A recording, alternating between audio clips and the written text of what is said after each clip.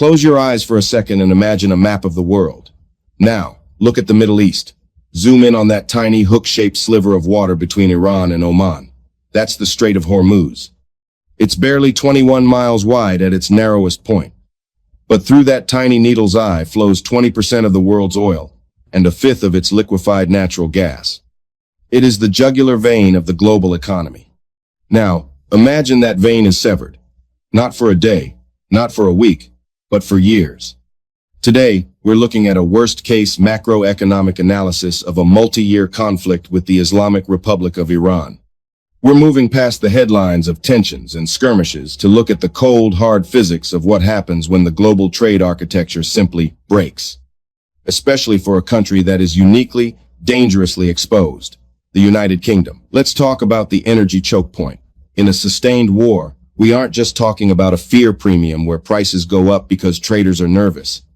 We're talking about the physical withdrawal of millions of barrels of oil from the market. If the strait is blockaded via mines or drone swarms, we lose 15 to 20 million barrels a day. The analysis is blunt. We are looking at Brent crude hitting $180, maybe $220 a barrel. And here's the kicker. People often say, don't we have pipelines? Can't we just go around? The data says no. Saudi Arabia and the UAE have bypasses, sure, but they can only handle a fraction of the volume. And in a tit-for-tat war, those pipelines aren't just infrastructure, they're stationary targets. But it's not just oil. For the UK, the real silent killer is LNG, liquefied natural gas. Qatar sends 100% of its seaborne gas through that strait. Unlike oil, there is no strategic LNG reserve. If that gas stops flowing, the UK doesn't just face higher prices, it faces a physical shortage for its power grid.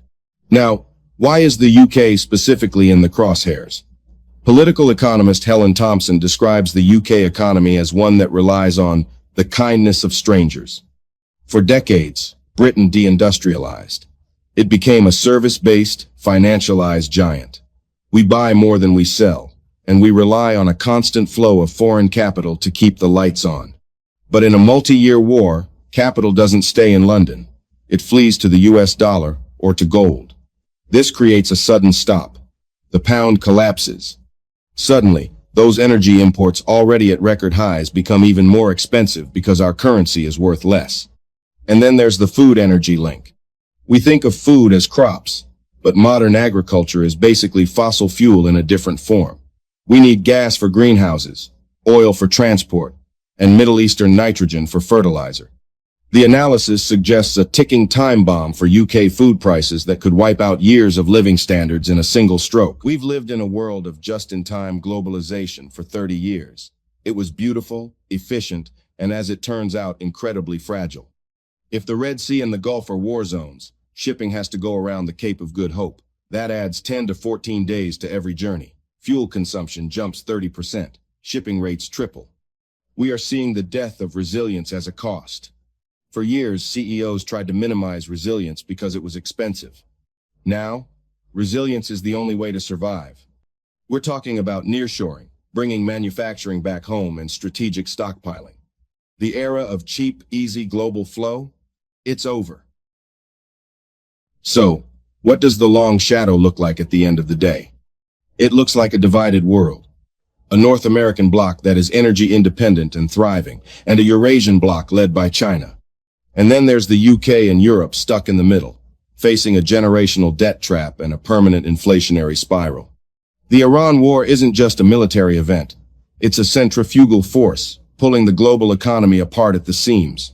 For the UK, the worst case isn't a temporary recession. It's a structural reckoning. It's the moment we realize that a service-based economy cannot survive if it loses its grip on the material world. Next, we will look at the outcome for the United States.